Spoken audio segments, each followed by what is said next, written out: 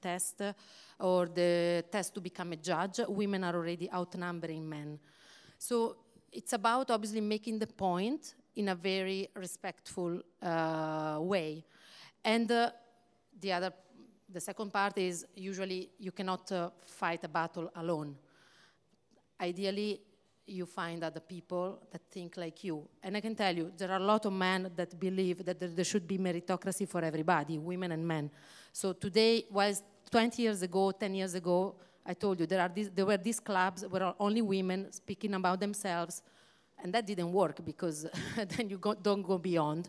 But today there are a lot of men participating. And why is that? Because growing up, they became maybe fathers of daughters that today are graduating, today are accessing the job market, and they may perceive that there is a different treatment. So things are really changing, and men are also contributing to this change. I'm very open on this. It's not only the women for the women. A lot of men are actually helping a lot and doing practical work. Then there are associations. For example, Valore D in Italy is one of them. It's not the only one. There is also Professional Women Network and many others. Valore D, a lot of the top companies in Italy and some are international, we are part of that as well, sign up a so-called manifesto for female employment. And it's about having a lot of policies that avoid any diversity. Another one, for example, is about pay parity, to avoid pay gap. So there are initiatives done at corporate level, and there are, by the way, initiatives done at government level. For example, in the UK now, every company has to publish the average salary for female and the average salary for men. Obviously, it's an average, so it tends to be higher for men because they are more in the executive levels. But for the same level, it should be the same. We publish it as well globally. For every dollar paid to men, we pay 100.5 cents to women and 101.5 cents to minorities. It's published and it's public. Great. There was another question. Thank you so much. Here. Yes, there was one last question. I think we can only take one more. Yes. Which was already here. Oh, okay, great. Okay, I'm not going to get deep into like this gender bias, but I was it came to my mind the fact that maybe we also have a language bias, because the gender bias, I think it is driven by the language bias, because also in Oscar presentation, like in his definitions of heroes, or I don't know, like other words, there were always he is like he is a person who he's I don't know what is, and I think like starting from this point we will never get anywhere, or like we get somewhere, but with this language bias I think it is very, very hard. Like I mean English doesn't have like female and male like conjugation like in the adjective. Yeah. And also Persian, for example, doesn't even have male and female, so I think it's kind of like an upper language in a way. But Italian, Spanish, French, Arabic, like it's gonna be very hard, I guess, also taking into consideration this thing. Also because your presentation, for me, it was wrong. But for me, it was wrong because I noticed these things. Maybe like 95% of people here didn't even notice, you know? So I'm just, that's just my consideration. Oscar wants to reply. No, I don't want to reply. Thank you for the question. Thank you very much. And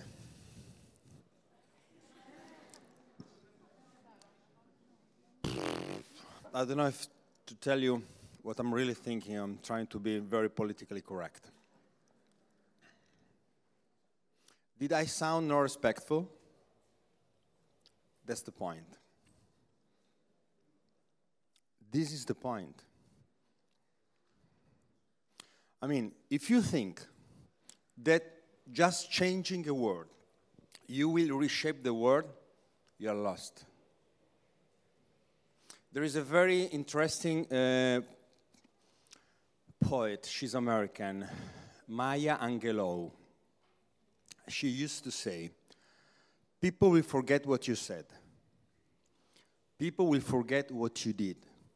People will never forget how you made them feel. Let's try to dedicate our lives to make people feeling how? Well, fine, good, whatever this word means for you. At the beginning, my book was in Italian, dedicated to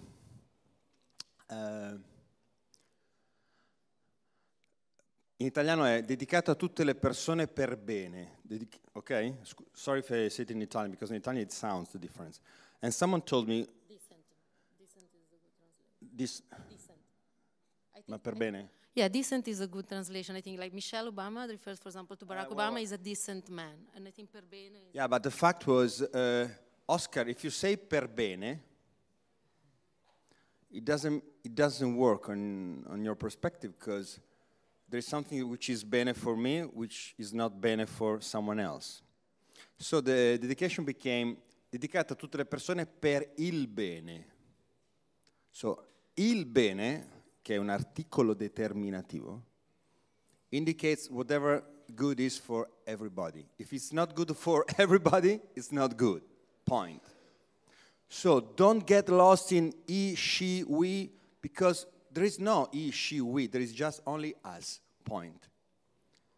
Us means 7.6 billion of people on the planet. That's it. If you live for them, you will not have to care about any kind of world. It takes time. Companies have to turn. Societies have to turn. So what she does is very important, but did I sound...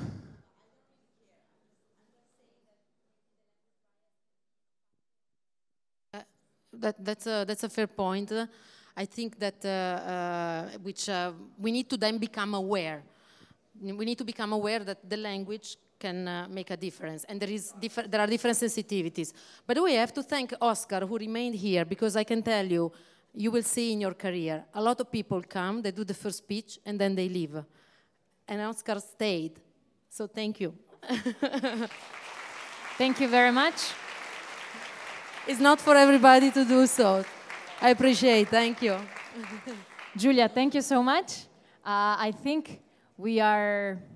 ready for the break. Yes, we are ready for the break. They are ready for the break for sure. But if you agree, yeah, I would invite people to assault you during the break. I'm just joking. To come to you if they have any more questions or things that they would like to share. Absolutely. Please be welcome. If you have any question or just to say hi, thanks a lot for having me here. Thank you so much, Giulia. And a present for you. Thank you. Thank you so much. Okay. So, guys, we're having a break. Guys and girls, ladies and gentlemen, we're having a break. It's a quick break. Don't think all of us 200 can go and have a coffee, because it will probably be impossible. It's 5 minutes. 5 minutes. 5 Swiss minutes. And don't forget to vote, vote, vote. Go on menti.com. And if you're from international management, use the first code. If you're from direzione aziendale, use the second code. Thank you so much.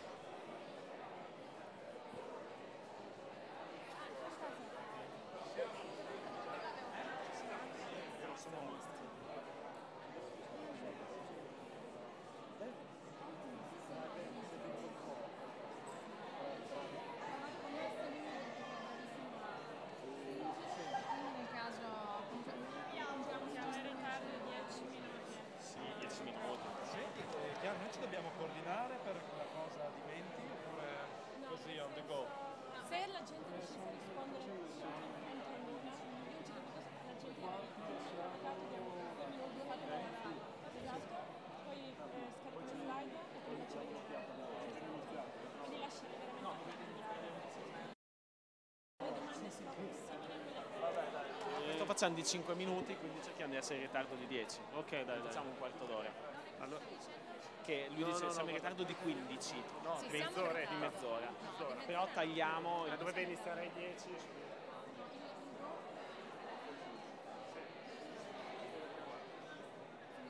Sì, facciamo... Davvero? Tu avanti 10 minuti. Veramente? No, sono i 29. Sono i 29? Perché il mio orologio... Cioè, non mi mette, esatto, non mi mette delle ansie. Iniziamo ai 35... ai 35... ai 35 chiamiamo. Ai 35 chiamiamo. Ai 35 chiamiamo per iniziare ai 40. Ok?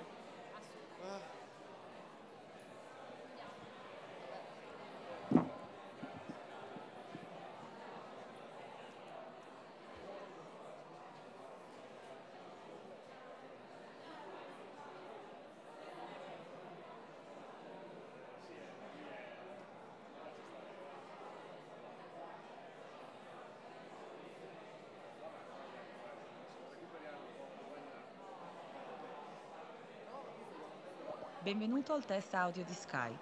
Dopo il beep, registra un messaggio.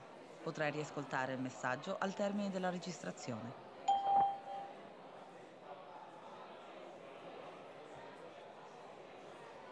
Se hai sentito la tua registrazione, allora Skype è configurato correttamente. Se senti questo messaggio ma non hai sentito la tua voce prima, le tue impostazioni audio non sono corrette. Verifica il microfono e le sue impostazioni o visita skype.com.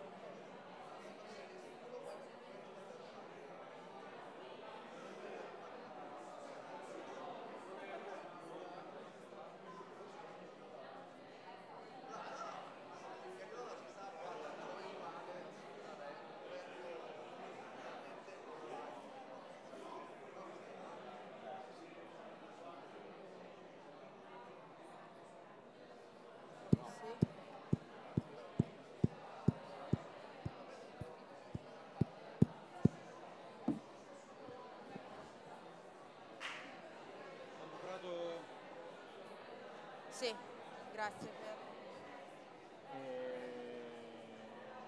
Piero, abbiamo modo di fare anche una telefonata di test? Che account c'è qua?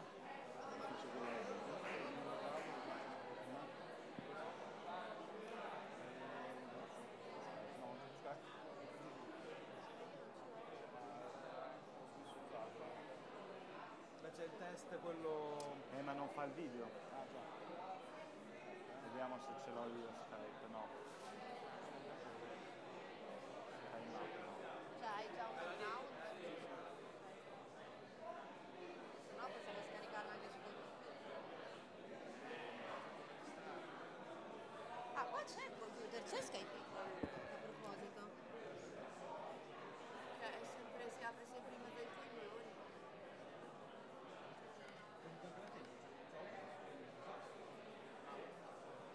Guarda, Pier, da qua. Chi è? Però c'è sempre lui, fa ordine. È un'immagine fuori sto computer. Però se lo fa con il ce l'ho.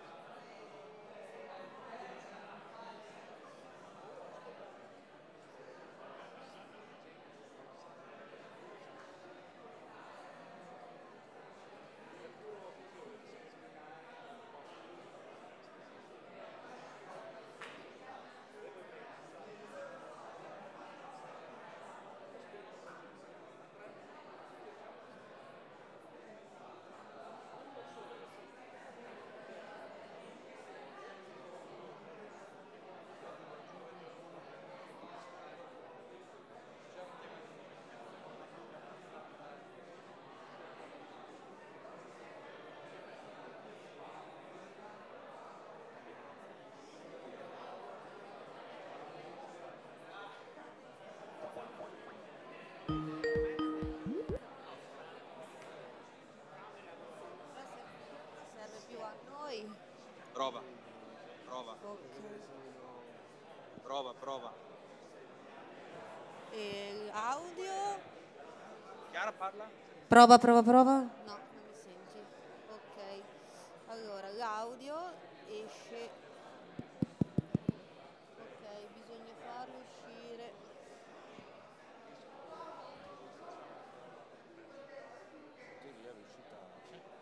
Sì, adesso le aux. Prova. Perché prima l'uscita di test andava la telefonata di test.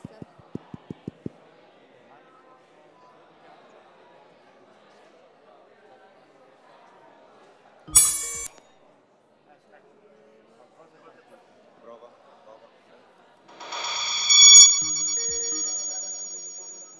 Aspetta però. Andiamo in loop però. Esatto, infatti questi devono essere e andare sull'aux se non sbaglio.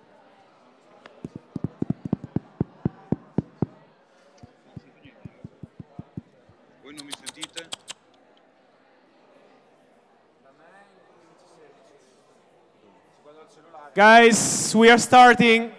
Please come back. Guys, please come back from the coffee area.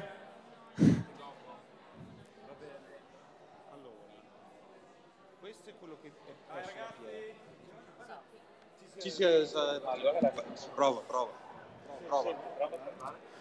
allora, prova. Guys, please come back from the coffee break. We are starting with the panel, with guest speakers.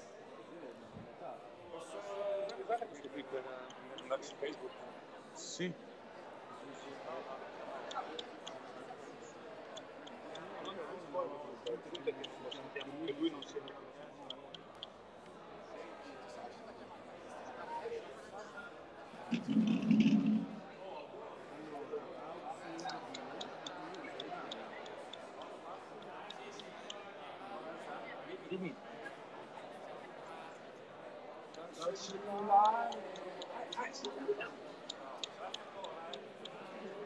Prova. All right. So it's time to start again, so please have a seat.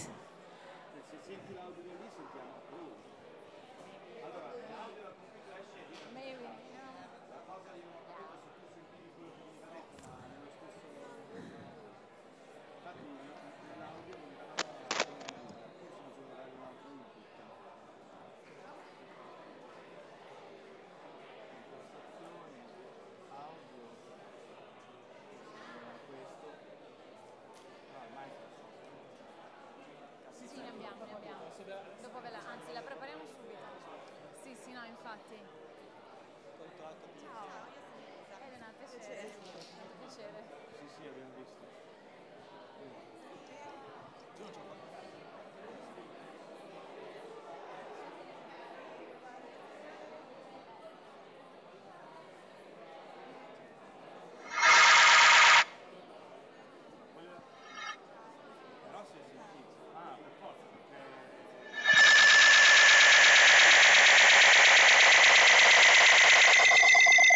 So the aliens are coming. No, questi vanno accesi. Questo qui è ciò che esce dal telefono, dal computer, quindi se tu lo esci e lo rimetti lui. No, questo semplicemente che abbassa.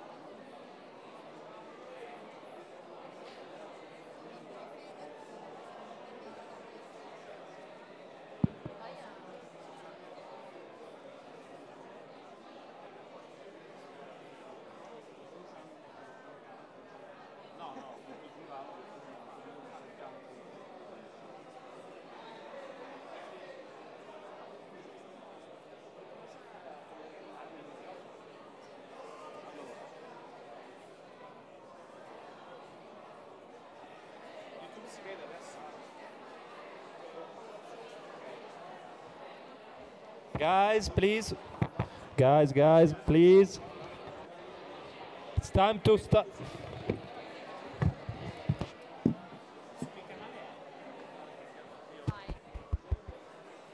Please, everybody, we need to start. We are running out of time. It's a very dense program. We have a new session now. Please have a seat. Thank you so much. Thank you.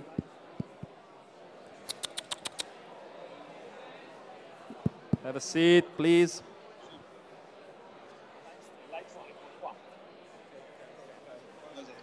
We have so many things to do. Need your collaboration. Prova. Okay. Prova. Good. Good girls, good boys. Okay. Please. Bravo, tu Please. sei capace, lo sai fare. Va bene. Vai. Please, guys, come back. Call your friends and ask them to come, have a seat.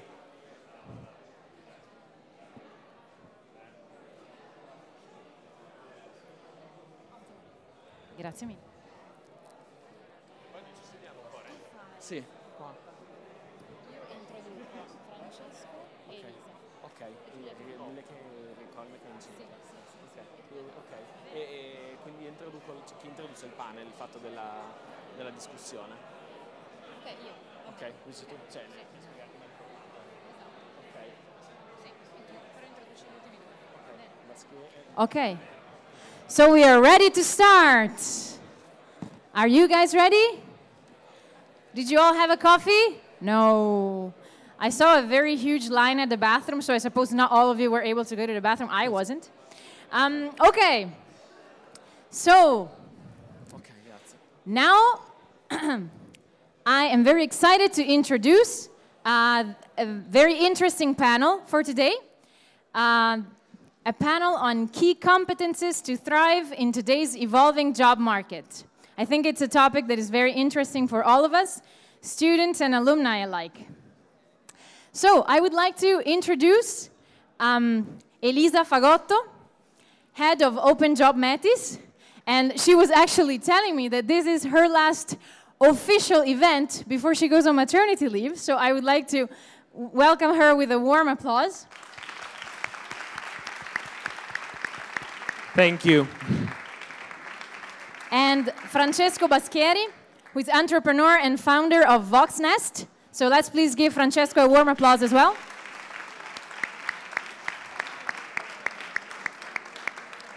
And then Gianluca Di Loreto, partner at Bain & Company, a leading consulting firm and best place to work for Glassdoor 2019.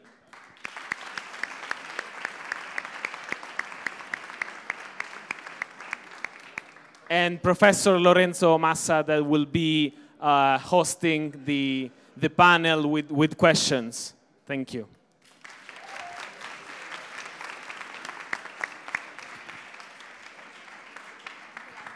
Thank you very much.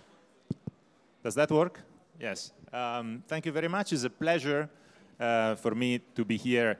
In particular, some of you have been students of mine. I had that pleasure. So it's great to see you back today. As it happens often with Klanda, I've been asked last time by Simone Ferriani to, Lawrence, why don't you come and moderate the panel? And I say, okay, what am I supposed to do? Huh? It's like you just introduce the right question and you guide the discussion. The panel is on a topic which is very interesting to me.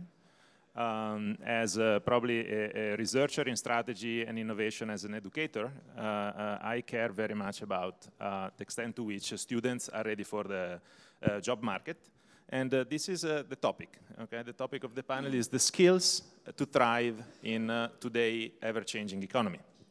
And what I did is to prepare some questions for my guests that have been kindly introduced already by the others. So I would like to start with the idea that we always read that the job market's changed considerably over the last 10 years, or maybe, as somebody was telling me before, maybe over the, with respect to last year. And I wanted to know how and what is your perspective on that? Yeah, hi, I'm Gianluca Di Loreto. Just a quick, brief introduction. I'm partner at Bain. I'm working consulting since about 18 years. So sooner or later I will start doing a real job, maybe. I work for automotive, and I'm also in charge. Within the small sample of partners hiring people at Bain. And maybe you have to know that our average age is 28, 29 years old. Our company is so very similar to what we have today. So it seems to say at our Christmas party yesterday night, the same age. So it's fun to be here. So just going to the question.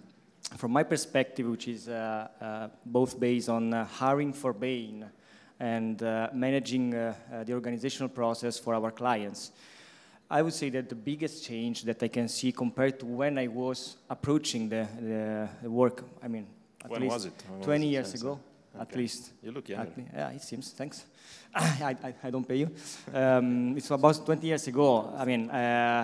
My generation, let's say, Generation X, that close to Generation Y, so the millennials. I can say that me, my colleagues, my generation, we had more or less the same the same approach to going to find a job, because we could be a standard corporate employee. You can go, for example, to Mercedes or whatever, to telecoms, or you can be a banker for your life, or you can do consulting for your life. I mean, you just have many choices. You can only choose. Today is different because the option is more about I can be a blogger for 5 years, then I can be a banker for 5 years, then I go for an MBA for 3 years, then I come back to banker for 5 years, then I go for consulting for 4 years. It's about changing. This means that what you need is not a real ability to plan, but more an ability to adapt. There is a way of saying that I love that is also maybe not written here, but quoted, is failing to plan is planning to fail. I think that now, given the uncertainty that we have to face, maybe planning too much is just wasting time, because you cannot plan what cannot be planned. So you need to adapt. And this is what the job market is asking to us. And this is why we try to hire people less than 30 years old. Because, I just turned 40. It's just more difficult to adapt for me than for my colleagues below 30 years old. And they can still, see that my point of view is very different from the point of view of people having only 29 years old. Yeah. And it's only 10 years gap. Whereas when I was younger, my point of view can be not that different from my parents' point of view. So speed and velocity are asking for adaptation, and this is the main difference. The main challenge that I see for you guys compared to the challenge that I had in my 20s. Thank you very much, Irena. Yes, she. Oh, sorry, did I get it wrong? Elisa, sorry. I'm sorry. That's a big thing. Elisa works for a staffing company, so your perspective, you really do this as a job, as a core of... Yes. Yeah. Yes, so hi to everyone. First of all, thank you for inviting me here. To me, is a jump to my past, because I'm working for a temporary agency that works just in Italy, even if we are listed. We have a public company. So it's kind of an international event to be back to the roots. The speaker before me told about how the world is changing faster and faster. So also the job world is changing faster and faster. There is a lot of jobs that are being replaced by in the last years, and new jobs are coming in the future. Just think it's not just about technologies. It's not just about because technology impact in our world in a very strong way, but it is more about a culture. If you think, right now we can divide the world in two groups. The baby boomer, that all of us belong to.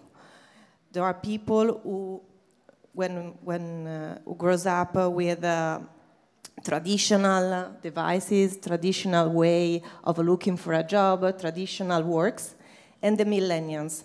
When millennial was born, internet was already on air. When our father were born, internet was not. So this is not just about technology, it's just about mentality, a cultural approach. And this is gonna change not only the kind of job that you can apply for, but also what you are expecting from the work environment. It's about flexibility, smart working, remote working. So there is big changes on the work environment. Okay, and I wanted to ask a question. We had a brief conversation during the break. And Elisa was telling me, there's a bias sometimes in this discussion because, what we say has to be contextualized to the type of a worker. Yes. So can you spend some words? Because here that there's, one type of, skilled worker. Yes, there's very skilled workers, right? Yes. If you think, skilled workers that are especially the millennials. There are people who went to university. One thinks so the world of this skilled work is changing faster. What they are asking for is competition, new experience. They think they get into a company, but they don't end their career in this company.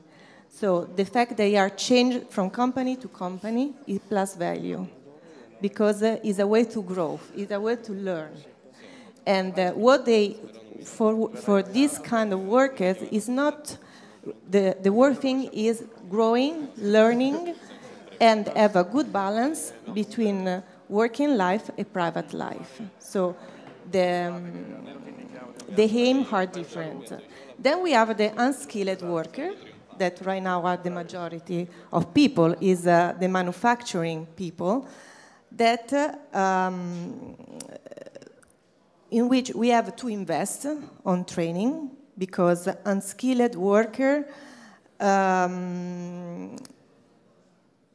have problem on replace, so we have to work on them, and right now are the majority of workers that we have in our companies. I mean, there is not just technologies company. I mean, we know about Google, Amazon, about the Facebook, these company that need the new competence, like the new skill, technological, innovative skill. But do not forget that we have a manufacturing country, and we have to invest also on unskilled workers to bring them to a step ahead on the new technologies device that we bring. Just think 3D printing or the new technology that we bring them, and they have a different perspective of view respect the millennial ones. I don't know if I answered to your question. Yes, we will elaborate on that, I mean, compatibly with the time we have. I wanted to hear very quick the perspective of Francesco. Francesco, we know each other since a while. He's an entrepreneur. And I lost the track of your latest movement, so maybe you can tell us a little bit, about your recent move. You recently moved, well, recently maybe it's a while already, to the US, left Italy, internationalized the startup. So you can tell us something briefly about your Sure. First of all, I just want to address your question directly. I'll go with that. Yes. Like 10 years ago, 11 to be precise, is exactly the time at which I made a decision to switch and change career. I was an employee, like many of you guys already are, or it's what I thought was the normal process. Out of university, I started working for a couple of companies. And then at the age of 32, I decided that I was going to become an entrepreneur. And one of the things that actually made me lose my sleep was the fact that I saw that this as a one-way street. Right, and the reason why is in the company where I was working at the time, we had one guy who had gone through that route. He had founded his own company, and it didn't work out. And I think roughly at the age of 40 or something, he was forced to get back into the employee world, and he started at the lower ladder of the scale, lower step of the scale. So that was tough. I was thinking, okay, if I do this and I get it wrong, I'm sorry for my French, but I'm screwed, okay? I'm basically taking a very, very high risk here. Long story short, it's not like this anymore. If you read job descriptions and all types of career announcements out there, most of the times, big companies are looking for the quote-unquote entrepreneurial type, a leader within the organization. And the reason behind this type of search is that there's constant change, and a lot of this changes require competencies and skills that are typical of the entrepreneurs. The ability to figure shit out, get into a big mess of things, and then put things one after another, make small experiment, and develop an organization in a new market within a new product with a product line extension. So I think this is something that I saw happening in the last 10 years. And then, to address your second question, in order to make this happen, I personally had to travel a lot. During my second company, the company that I work for today, I started here in Italy, and then immediately realized that this kind of business, media, internet startup, couldn't work here in Italy. So I moved to San Francisco back in 2010. Then I moved back to Italy. Then I moved to Berlin for a couple of years. Then back to Italy because even Berlin didn't work. And I'm now in New York. And it's a small company. We're 35 people. But we kind of work like a distributed entity. In the office, in the headquarter office in New York, we're just 6, and everybody else is spread around the world. Actually, we try and keep most of the people in the same time zone, so most of my colleagues are here in Europe. And we're experimenting. We're experimenting with new ways of working together, with trying to come up with new stuff. But the only thing that I want from my new employees or my new colleagues is the ability to figure things out by themselves. Okay. I will go with a couple more questions. What I want to do, I think, the most interesting thing is for you if you can ask a question. And so many of you... I'll go around. Yes, I'll go around taking questions. There's one question, though, that I want to ask before, which is you guys sent me to help some of the questions that could have been like used to organize this discussion. Yeah. And one of the questions was information overload and competence overload. And then I was like laughing with some people just to make a joke. I was like, competence overload? Are you really sure? I think there's a competence lack. Right? And then I thought about it, and then what came to my mind is that there's definitely information overload with respect, for example, when I studied my undergrad myself. We didn't have internet, so we had books. No, we were just doing that. But the competence overload was something that I refrained as, I'm not entirely in agreement with that. I think there is maybe there's a lot of competencies, horizontal, but there's a lack of a vertical competence. Right? I felt like, where's competence depth? Because competence depth is like in sports, right? If you want to become a good tennis player, you have to put hours after hours after hours. And yesterday I was with a couple of cardiologists. You want to become a good intervention cardiologist, you need to take 10 years to do that, and then you become good. And so I wanted to ask the following question. If you guys agree with, what is your perspective into, a potential change where there's a lot of push into, quickness, there's a lot of knowledge about a lot of stuff which feels a little bit superficial, versus the need to be very solid into some verticals, and what do you think about that? And then, you can challenge me, I have my own biases as well as, yes, I want to hear what you think. Yeah, I clearly see what you say in everyday life. You're old school. So. Yes, I'm old school. But in 90s, for the ones among you who are more used with consulting type of job, we were used to call ourselves generalists. You know Excel, you know PowerPoint, you can go. Yeah. No other skills, the other things you will learn on the way. That's all you needed, because at that times, no one on average was used on the client, was used to use Excel or even PowerPoint. So just 2 tools and you can go. You can be an engineer, you can have a degree in economics, no matter, just go. Now this is not working because the world is much, much more complex than before. And 90% of the time, you start and you don't know, not the solution, you don't know if there is any solution. So you need to solve very, very complex problem, and the typical approach of consulting is not working anymore. So we are not really looking for generalists.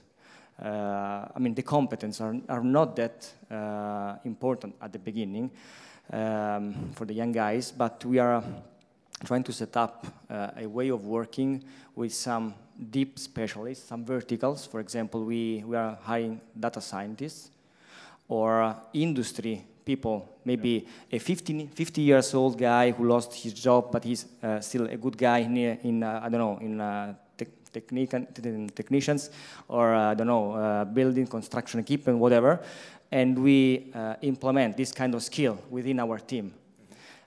No way for a generalist to produce any kind of positive result in this complex world. And moreover, given that we bring competencies from the external ecosystem, what we ask to our team, so what we look for is the soft skills. So the ability to adapt, to phrase the right questions. We don't need people who has the answers. As Oscar was saying, we need people able to raise the right questions. Then we will have expert guys looking for the right answer for that. So it's tremendously true what you said. I think that I want to introduce some concept. First of all, technical skills are a must. So everyone should know how to do something. The difference is done by soft skill. Soft skill help you to get into an environment, have a critical thinking, be empathic with people around you. Before we're introduced like a beautiful concept of work environment, sustainability, and all these beautiful things. But we don't have to forget that we are in a country that is characterized by a small, medium company that in the 80% of the cases doesn't have a HR director that is able to drive these changes. So if a person has not only technical skills that are important to solve the problem, it's important to develop a soft skill to help and drive the change in the companies. Because technology brings new devices, new product, new services, but the biggest challenge is the management process, the change of management process. And this is about culture, it's about soft skills. How I'm good to speak with people, to listen to the people, to get empathic with the people. What I always suggest to young millennials is to have an objective. And this object, this aim, should be significant, concrete, action-oriented, and inspirational. And after that, should be have key rules, how to achieve the aim. Because if we think about too much things, we lose the aim, and we don't have a focus. So I think we go together. And then there is the introduction of a new concept is life learning. So we never stop to learn, because what yesterday was good and worth today is not anymore. It's not just about technical things, but also from like a philosophy point of view. So never stop learning, never stop reading, because education is the best gift that you can bring with you during your career. Because when I started working like 14 years ago, I started working doing for startup intelligence. But then my company asked me to have a new competence, new skill. If I was not able to change in relation what the company was asking to me, that means what Word was asking to me, maybe I was out of the work environment. So, and technical is, of course, is a must. I mean, yes. I should know what I'm doing, the knowledge. Yes, I have a perspective on that, but I will restrain. I want to hear Francesco on that, and yeah, I think what you said is very important. I'll be very pragmatic.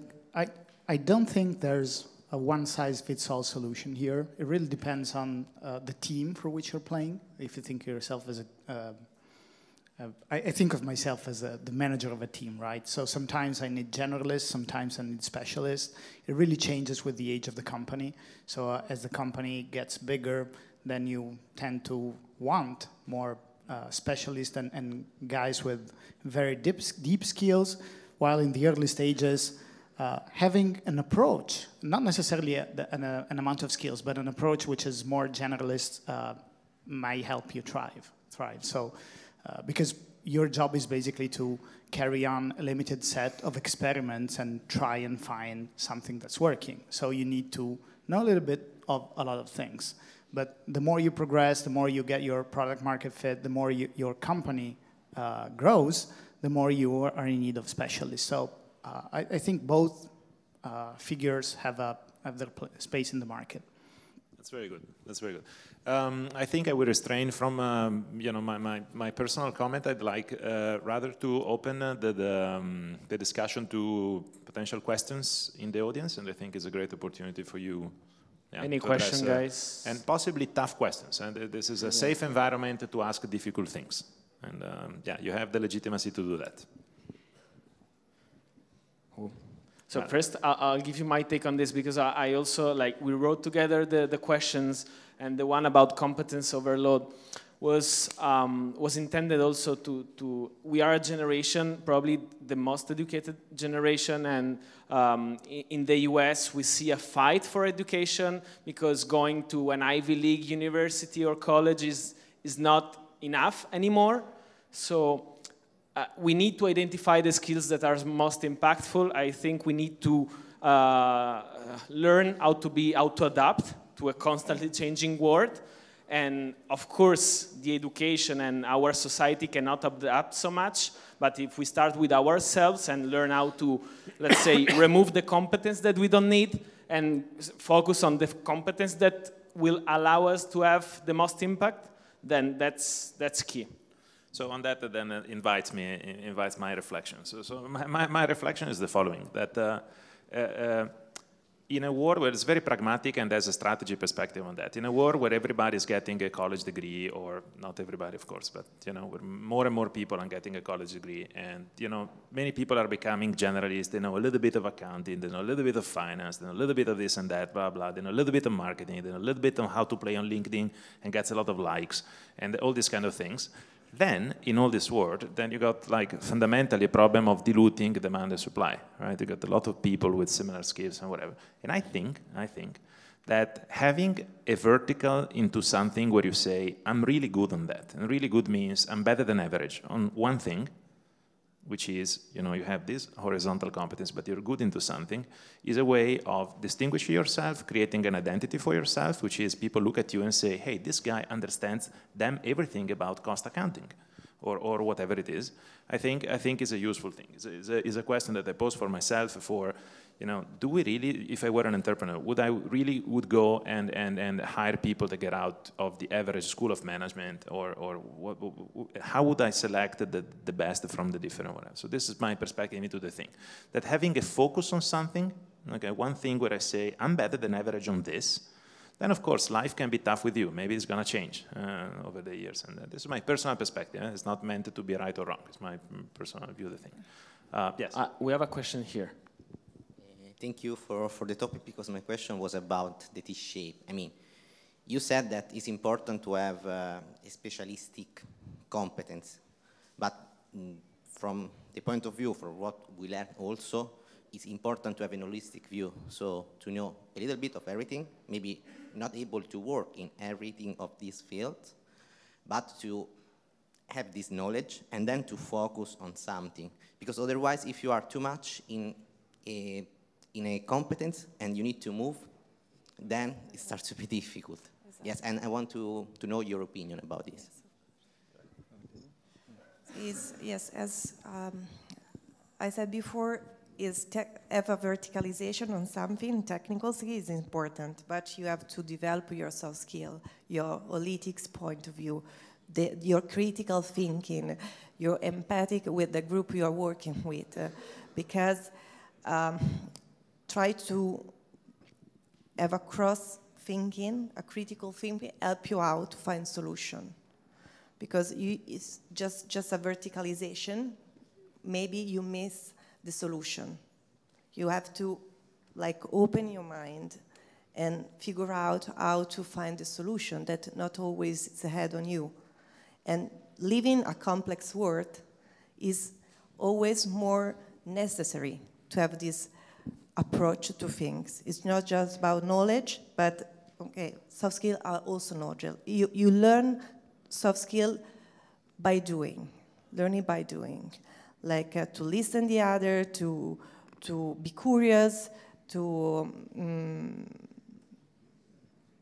be empathic, and that's what companies are looking for. Because know that you are like more on, you are like more, have a better approach on solution. Because not always the solution is straight on you, but you have to go up and down. So the soft skills sometimes are more important. Yeah, I give you my point of view on this because, I mean, you need a common base background, quite generic, that's true. This is what came out from the university, so you need that for sure. The point is that sooner or later you have to take decisions and make choices because you have to stand up from the common people, at least from my and our point of view. We try to make people rotate for the first, let's say, 5 years because they have to know a little bit of everything, also to experience a little bit of everything. Then the point is, you have to choose. You want to be known for what? You are the black belt in A, B, C, or D. Because if you do not specialize at least one or two things, you just be the average. You're going to be the average. And you're not going to create a market demand for yourself. That's the point. So the point is that you have to make choices. What I personally, what I feel on the, let's say, younger generation is that compared to when I was 20, it's much more difficult for the younger generation to move towards the choices. And this is not a fault, it's just because it's much more complex.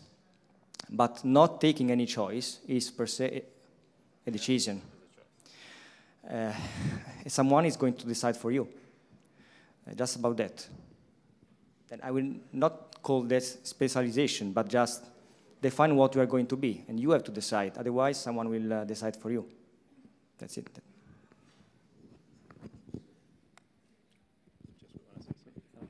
Just to add one thing.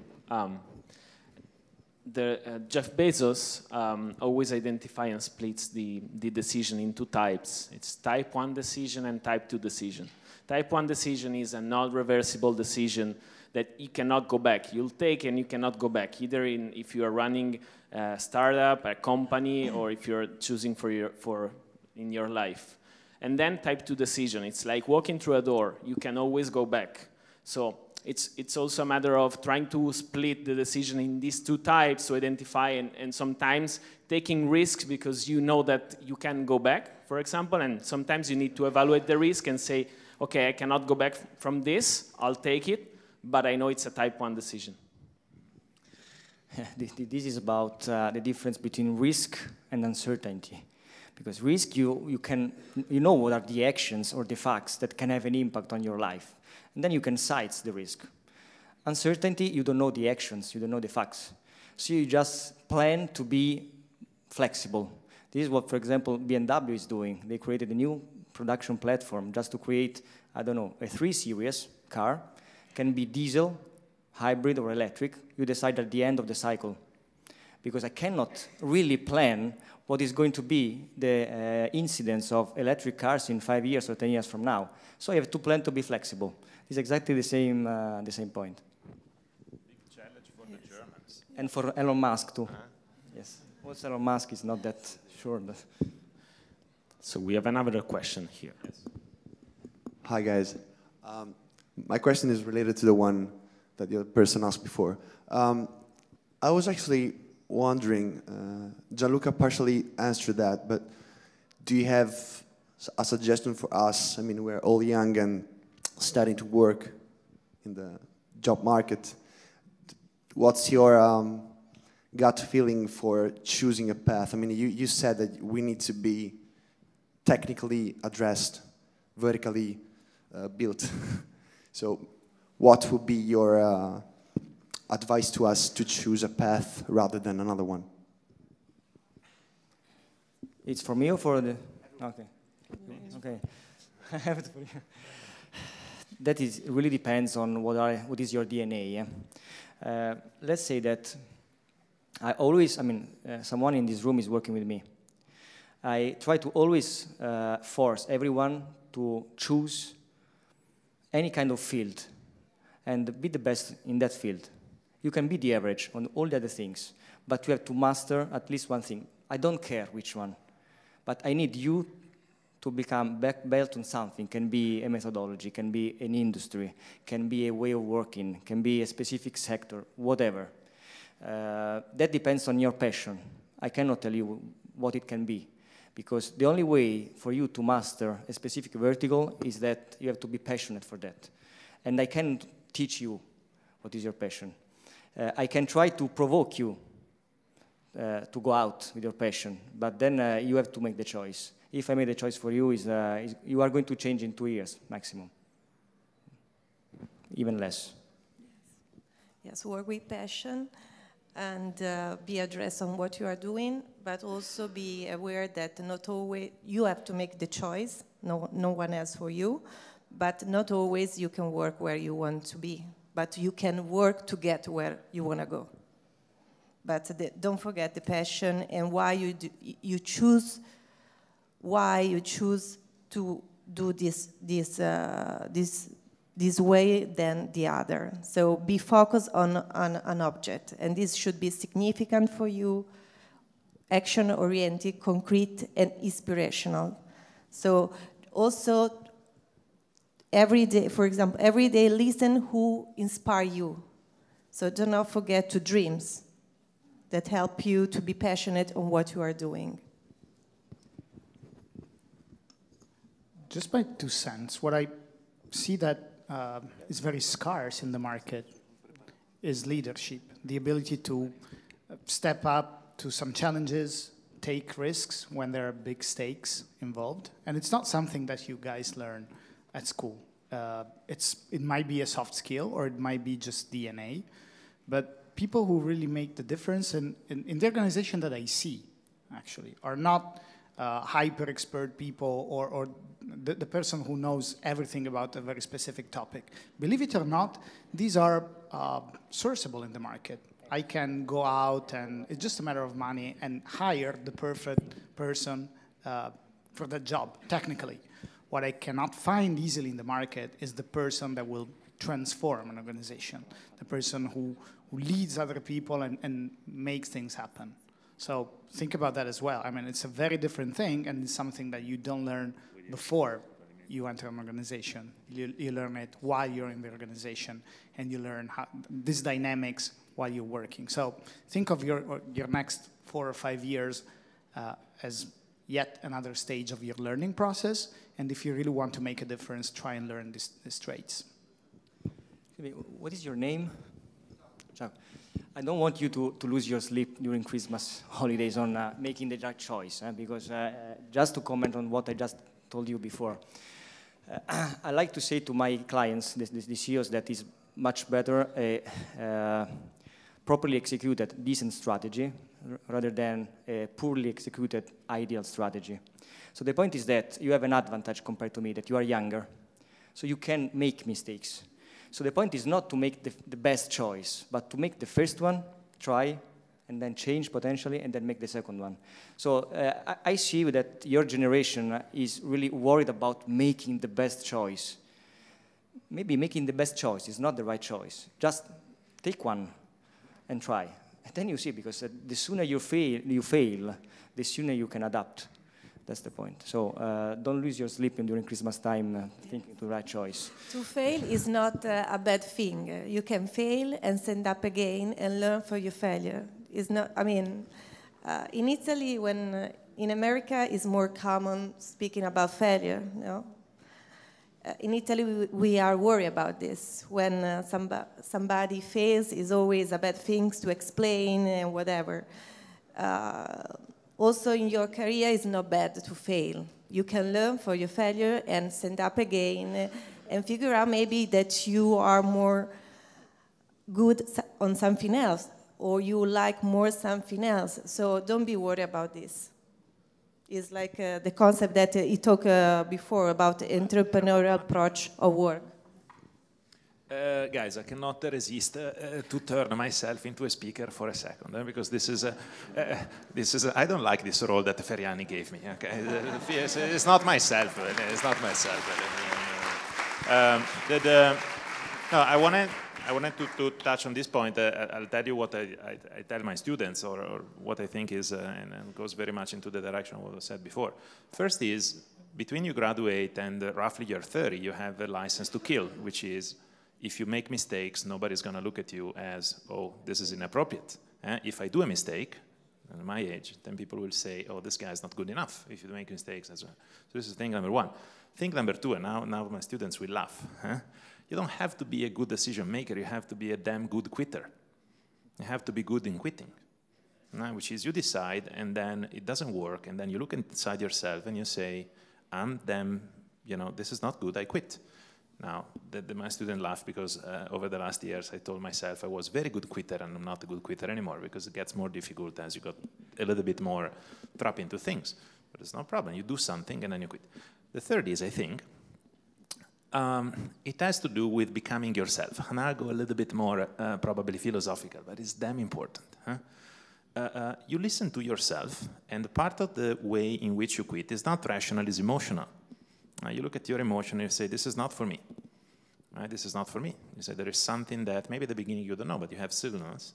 And because maybe, for example, the purpose of what you do, the meaning of what you do is very, very important for you. It's more important than the salary or other things. You want to wake up in the morning and say, or rather, you think, you start with the end in mind and you say, the day is going to be my funeral, and I will observe my funeral, and there will be people, and what do I want these people to tell about my life? And that's a good exercise to think what is important for you.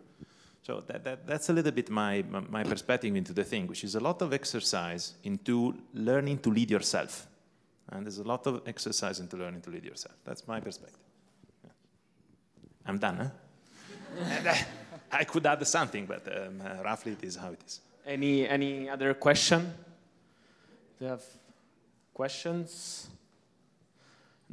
Then if they're not, we can. Yes. You want to add something, or we can say I can ask a question then. Then we are talking about this, but then we listen a lot to the fact that millennials are very impatient to, let's say, what you always hear, to make an impact, to change the world, whatever that means. So then we start like crawling through jobs for 6 months and then 3 months, and then I'm not changing the world after 3 months. So what's your take on this? How can we learn to be like patient, and what's the real world like versus our expectations? I better not speak. I was smiling because it's my main worry when I work with my colleagues, junior colleagues, because I 100% agree with what you just said. You are a generation of no patience. If I say I tell to a colleague, okay, you are going to be promoted. Wow, are you happy? No, I would have preferred to be promoted. Being promoted 3 months before. Why? Yes, okay, 3 months before is better than 3 months afterward. But what does it change for you? You have no patience. But this is, I'm studying the millennials for a study research that we are doing, and the point maybe is that you are growing up in an era where you have no hooks from the sky, no parachute, no B plan. So you just want to rush to feel safer sooner, and to find that hook, because when I graduated university, I started a strange job, consulting. My father is a doctor. What are you doing? My mother still hasn't understood what I'm doing. But I knew that if in case of failure, I have my family behind me. Maybe this is not that true for this generation, the new generation. So you are trying to rush The point is that, as also Oscar was saying, if you rush in the wrong direction, no sense. No sense. So maybe you have to stop and think. And due to the fact that you want to go deeper and deeper and rush and so on, you never think on what you want to do. And maybe if you slow down a bit, you breathe, maybe it's not that bad. And no one, I mean, at least it's a special company because it's a special type of job, but no one is going to blame you if you just stop and think. It is the reason why we pay our colleagues to think from a different angle, even for clients. If you don't stop and think for yourself, you cannot do that for clients. That's the point. There is no alternative. Just cool down. 3 months. And just enjoy what you already achieved. Because you're a generation that never make party for the achievements. When you achieve something, just start thinking on the next achievement. Take your time. First you post. Then you get the likes. But the point is that the post and the likes are the achievement. Yeah, exactly. That is the issue. Exactly. But it's another story. Maybe we need another hour to discuss about that because, I mean, that gets me crazy. Yes, this is the challenge of HR department, to create a bridge between millennials and baby boomer. Two different approach to work. On one hand, there is the millennial that want to do rushy thing and want to grow up quickly. On the other hand, you have the baby boomer that are traditional. They are worried about changing. It's change management. So what we are doing also as a company is work with our clients, our companies, to help them to build this bridge that works more like from a culture approach, soft skill, to help on one hand for the company to be attractive for the talent, for the millennials. On the other hand, work on the older workers, try to see the new incomer more like not like in a good way. Try to create a dialogue between millennials, young people, and old people, to create a new work environment, a new way of working. And that is the biggest challenge every HR department has right now. Francesco, you want to say conclusion? Conclusion? No, you don't have to. You want to say something?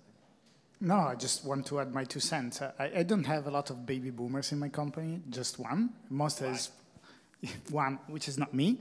A couple of Gen X, and most of the other people are millennials. What I agree that there's, at least at the beginning, the tendency to make things in a rush.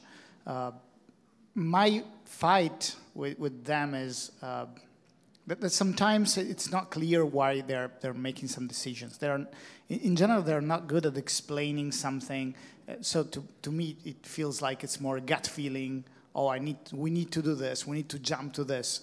But at the end of the day, I personally like the ability to be able to change. If I had to choose between somebody who is risk adverse and doesn't like change, I would always, 99% of the time, not always, but like the person who likes to change something and do something new. Maybe you just need to, as was said here, reevaluate the way you evaluate progress, right? So changing is good, but take some more time while you're changing, to evaluate the path and not just the goal. Very good. In the interest of, do you want to say something? You want to have a concluding remark or something? No, yeah. Don't be worried, because the traditional company are not really yet ready to welcome millennials in this way. So they are trying to work on it as well as. So don't be worried. Yes, a little bit less of LinkedIn and then we're done. Yes, huh? not everyone use LinkedIn. And yeah, just a bit less. I would do the square root divided by 1,000 of what you use it, and that's probably you reduce a blood sucker. Save facts with CV. Yes. Not, okay. Not just... All right, in the interest of time, with a Swiss precision, almost, I get the signals then, I would like to close the panel here and to welcome the speakers, to thank the speaker for having been with us. Thank you very much, and move forward.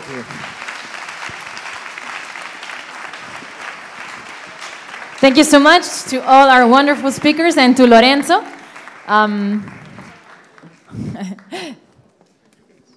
Thank you so much. I think this was a very inspiring panel because I could feel the energy and the vibrations from the audience. It's quite a hot topic for everyone here. Thank you so much. All right. Yeah. What do we have now? So now I would like to call on stage Daniele Graverini and Lorenzo Bezzi, who will tell us a little bit more about the CLAMDA Mentorship Program. Which is very interesting.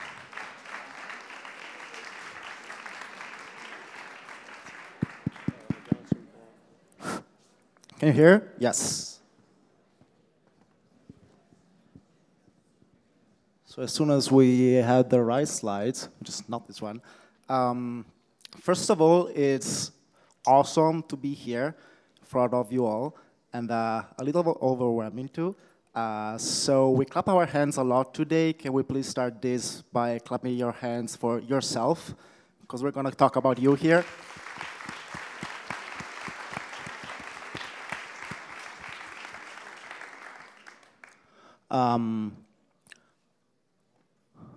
Still don't have the right slides.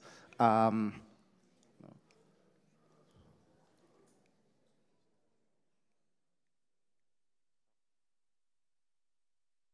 working? Okay, technical anyway, problem. Is it working? Anyway, okay, I can improvise. So here we have, how many alumni do we have here? Raise your hand. Alumni, so ex-students. Okay. You graduated. Okay. How many students do we have here? All right, so almost half and half. This is not the right one because I'm not Megan Clancy. So this speech is about talking how to connect the two parts. So on one hand we have the students, and on the other one we have alumni, which form what is called the community of CLAMDA. Now, we use often this word, which is community, but it's more of a group of people now, because we're finding ways to, strengthen these relationships and making people know each other, talk to each other, which is what differentiates a group of people from a community. So, as I was saying, on one hand, we have the students, which have some stressful things to talk about, to think about, such as the exams, but then, as we were discussing in the panel before, also all the how do I get a job or the first internship, what industry should I choose, or how do I get there, what kind of skills do I need? And on the other one, we have the slides, cool. And on the other hand, we have the alumni, so ex-students who are experienced, skilled, and know the job market, and are doing cool things around the world, as I know, and also willing to go give back and care about the other part. So the community as a whole, but also the students. I was wondering how to start this one, and I couldn't choose any different one than this picture. For this is my ex-class, and I hope I'm not violating any GDPR rules here. For several reasons. First of all, it brings back happy memories. Second, because I think is a picture that everyone can relate to. Because if you completed at least 1 year of CLAMDA, I think you have a picture similar to this somewhere on Facebook. And the third is that it focuses on people. I'm speaking for myself here, but I think that I'm also speaking for a lot of people here. These people, so my classmates, were the major source of learning for me during the course. And I think this is the real asset of this course, the people and the community of people. So if that is true, how we can strengthen the ties? As I was saying before, when I was reading for the slides, we have students and alumni, not as old, but still more experienced. And what we're going to talk about today is, as you might have guessed, is a mentorship program. Very briefly, as Lawrence is going to give all the details, you have the mentors on one side, which are alumni, so ex-students, who dedicate some time to mentor a student, a call every couple of months, or even more frequent, because relationship building is a goal of this program, and share all their knowledge and their expertise and can counsel the students. And on the other hand, we have the students who have all the doubts that were expressed before during the panel, which are, you know, how do I get there to that job, to that internship? What skills do I need? What do I want to do when I'm older? So Lawrence is going to talk about what we've done so far. One thing is that, for example, the mentee needs to be very proactive and reach out to the mentor. Otherwise, this thing does not work. So you have this great opportunity to have someone older than you that is in the job market and then can give you access to a lot of things and tools and people. So you gotta be proactive on that. And this is about it for this part. Okay, hi everybody. I join Daniele in thanking all of you for being here. It's simply amazing, I think. And yeah, just to make a brief introduction of who we are, I had to say that it all started small, with me and Daniele speaking about the network. So, and to introduce us, Daniele is Daniele Graverini, class of 2016, right? And working in San Francisco for Mainz Bridge. And I am Lorenzo Bezzi, working in Milan for Bain & Company, and just graduated like 1 year ago. Yeah, so class of 2017. And yeah, we started small, kind of 1 year ago, but now we are getting bigger, and there are some new entries that I would like to introduce you. There are these 6 students that are helping us with the project here on the front. You can show up and yeah. A big clap for them. They are super, super bright girls that are helping us, and they are also, and they will be available later on to answer all your questions about the program. We will have a desk like on the entrance, and you can go there and ask them everything. And Daniele and I will be there too.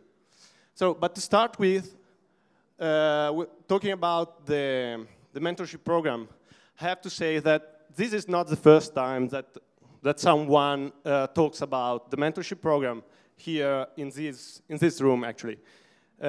Since it all started kind of 2 years ago at the first ClamDIEM reunion, when Gaetano, he's over there, please also clap for him.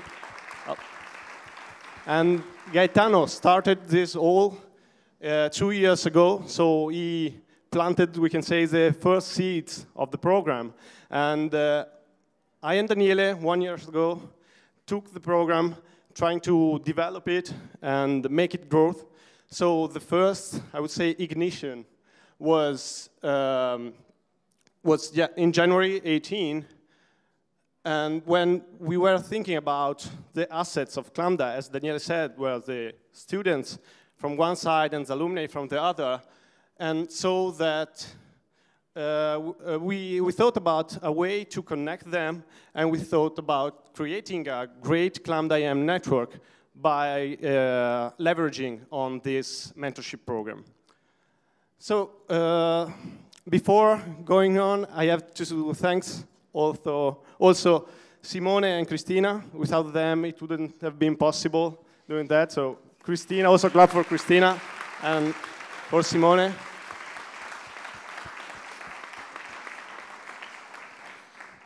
They're super supportive, and they supported us from the very beginning in all kind of stuff and mentors, recruiting, and contacts, and so on.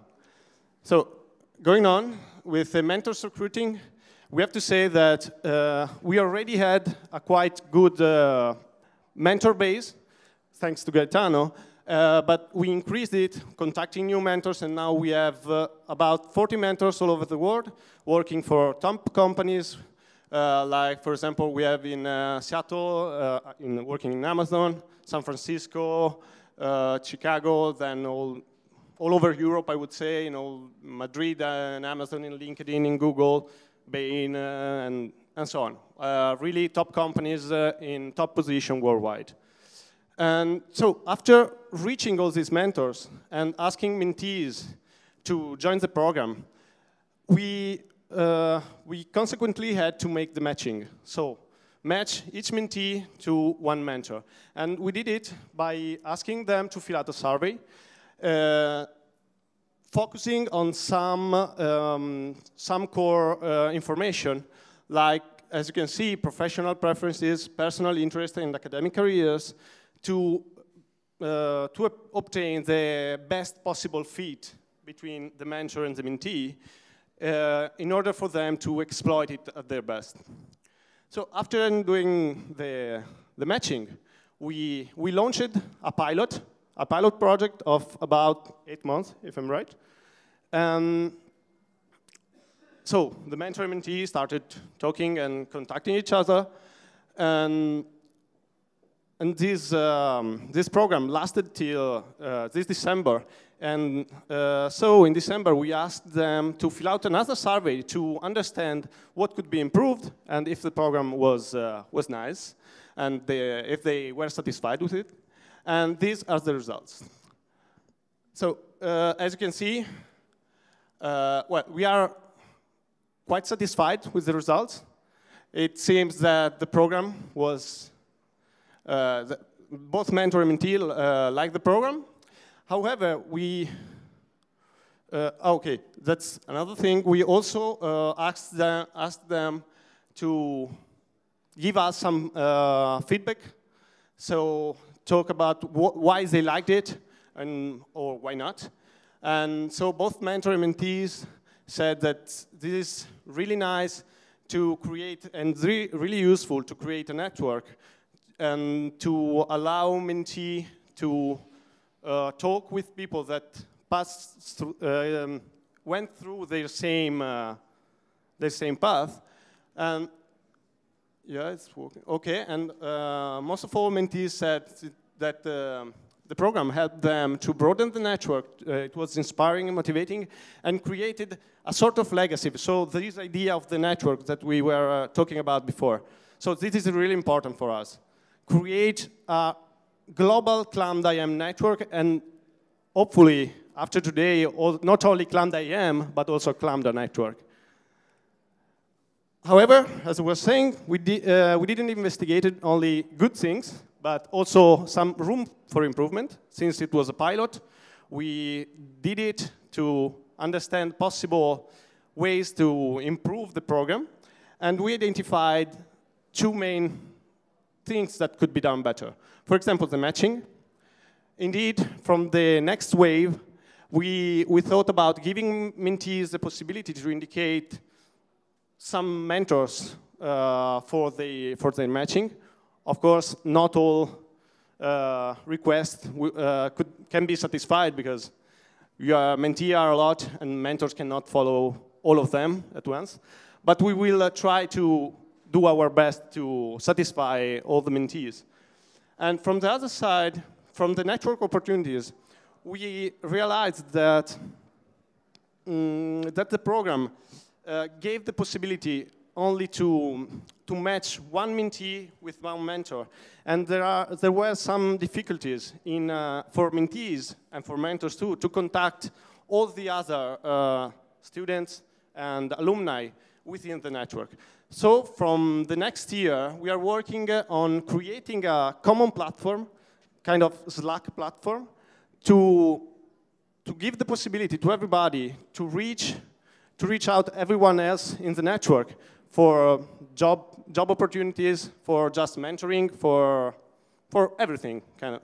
Not only professional, but also personal advices and so on. So we registered one more, I would say, pitfall, kind of. But it was, we asked mentors about the mentee proactivity. And this result kind of surprised us. These are not really good results, in our opinion. So if you want to be part of the program, please be proactive. it's really important for mentees to be proactive. Don't be shy. We are not doing anything. It's not, you're not talking with your boss. You're talking to a friend, basically. You're talking with someone who gives you his time, his or her time, to help you in your personal and professional development. So please don't be shy, really. It's really important. So who do you want to be? Which kind of mentee do you want to be? The proud and proactive Sam who's fighting giant spiders to save his friend Frodo, or you want to be the other two guys which are just smoking kind of weed, or I don't know if I can say that, and eating and drinking? Okay, that's not bad, but you know, if you want to be part of the program, just be proactive. Oh yeah. Okay, so very briefly, a peek on what's going to happen in 2019. In January, where we're going to end the intake of mentors and mentees. We're going to send a survey to do the matching based on the criteria that Lawrence just said. In February, we'll kick off the program with everybody who's in, hopefully a lot of people. And then after a half-year check, we're going to do another round of feedback to see what worked and what not. Hopefully a lot worked. And this is from 2019, but so as Lawrence was saying, we're here now, maybe for the first time altogether, international management and direzione aziendale. So why not replicating this also to direzione aziendale? Because the ultimate goal is not, I mean, the mentorship program, okay, is important and can have some good outcomes, but also the goal is really to create a community. So from 2019, this is what's going to happen, and then in the long run, why not really creating a community? That's why we thought about a Slack channel for everybody that wants to participate, so that they can talk to each other and create more relationships and strengthen them that are already existing. This is good for everybody, also for the university, because if you think about it, business schools worldwide already have these kind of programs, so this could be one of the steps that go into that direction of bridging the gaps between Worldwide Business School and Unibo, and Discourse especially, because I think it has the potential, honestly. And if you want to participate and also help, please. So if you have any suggestion or you want to give constructive feedback or be part of the small team that's trying to build this, please come to us. So to close it, if you want to be a mentor and mentee, come talk to us, or the guys that are here, or girls actually, that are here will be at the desk outside. You can sign up. If you are a website developer, because maybe we need a better website than the one we already have, which we have though, and if you're interested in expanding the course to direzione aziendale or for the professors to other courses they're teaching to, why not? I think this is a great initiative to start. And if you're good in community engagement and want to participate in that, I think this is very much needed. Because we have these events once in a while. Why not try to create a community that talk to each other all year long? So this is briefly what we wanted to tell you, and hopefully you can join. Thanks a lot. Thank you. Okay. Guys, go and sign up, please. Yeah, as you see, there is a mistake. There should be Gaetano there, but yeah. It's No. That's okay. By the way, I'm a dragonfly. I shouldn't say that, but all the dragonflies, please show up later on. He's a dragonfly. And for any questions, guys, you can just find Daniele and Lorenzo at lunchtime or throughout the day at any time. Just stalk them and go and ask them for any doubts or questions you may have. Okay, so we are all the way through the first part. Now we'll go have lunch. Before lunch, I want to thank all our speakers and you. I think we had a great morning, and it all went very well in terms of what we saw. We listened to Oscar talking about having a vocation and making impact and building our future. And then we listened to, we concluded listening how to connect with each other, because in the end, people is what matters the most. So go have lunch, find your Animals. Oh, so 1 second. So Wait. where is lunch? Because, you know, we don't want you to get lost. So lunch is go back through where you came from. Not seriously, you then come back in the afternoon. But go back to the entrance door. And once you're outside, right in front of you, so the building that is parallel to this, you will see probably the little truck from the catering company. So just go back outside from the entrance and cross. So you might be cold for a couple meters because you're going outside and back in. Just one thing, guys, just one last thing. Guys, please. So we need you to fill out the questionnaire. So if you could do it here now, that'll be great. Get your phones out. Go on menti.com and enter the code. And so enter the questionnaire now, and you can complete it through lunch. Guys, but don't forget the code. Please, 1 second. Just 1 second. Guys, you are going to eat in 2 minutes. Come on. 1 second. 1 second. Hold on. Thank you. And, okay, Lorenzo. Okay, I just want to stress one point. We talk about the mentorship program for UniboEMS, so international management. But what we want to do is to expand it.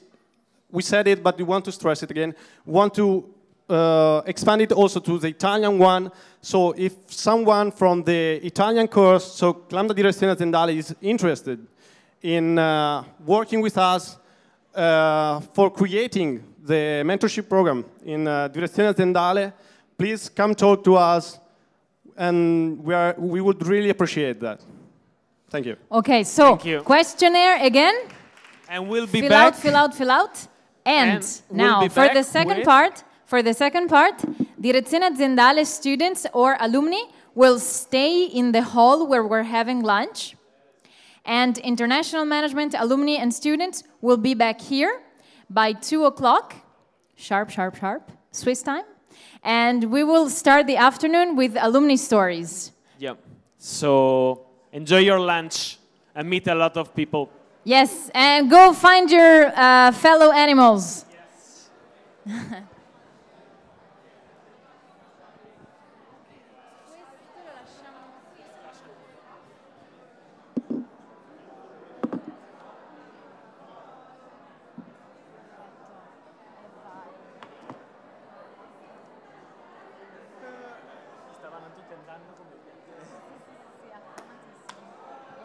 Bene. Esatto, esattamente. Ah, tra l'altro Gianlu e te ci dovremo dividere, o tu stai là e io sto qua, oppure il contrario. Poi dopo finite torniamo tutti qui comunque, no? Sì, no? Ok. Un po' di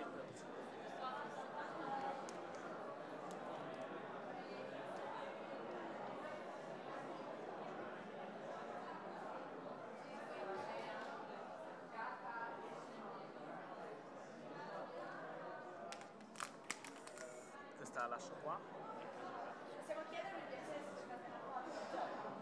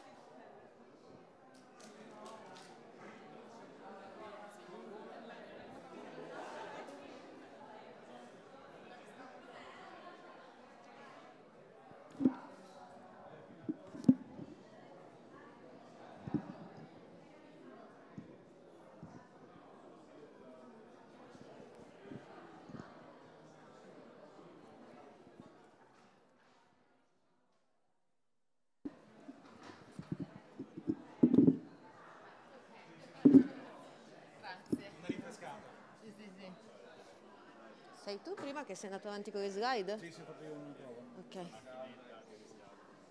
Allora, tu mi fai la chiamata. Sì, parla pure dentro che c'è proprio la prova. Mi chiami tu? Sì. Cavolo, se riuscissero a fare già il login con loro, però evitiamo dopo Beh, di... proviamo un attimo una prova così. Dai, prova, chiami tu. Come faccio a chiamarti? Scusa, Aspetta, esci.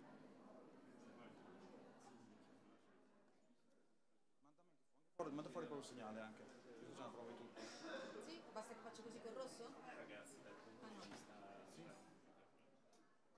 E vuoi lasciarlo dentro i nostri uffici, tanto ci conosci, no? Lascialo da noi che è più sicuro. Ah, va bene.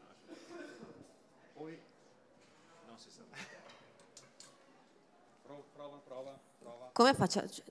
Tu mi senti adesso? Prova. Aspetta. Prova. Ma siamo già... Perché io adesso non ti vedo. Prima ti vedevo. Quando hai fatto prima la chiamata di prova? Ecco, adesso ti vedo.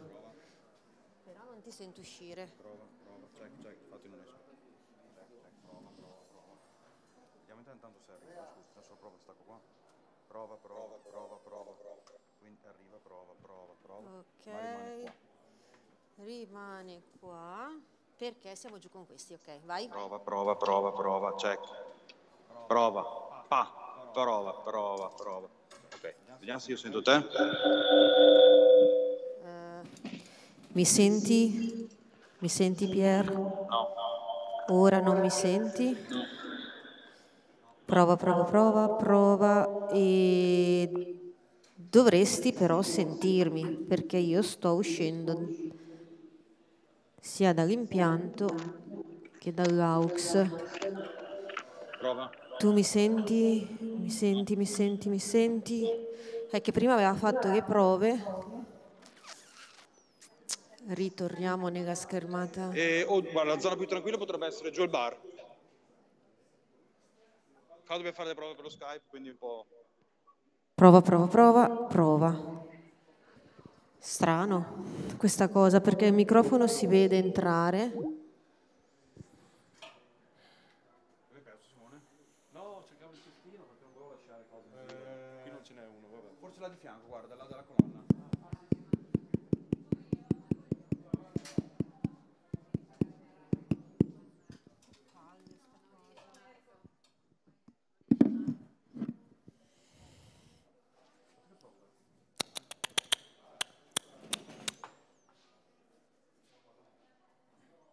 Prova.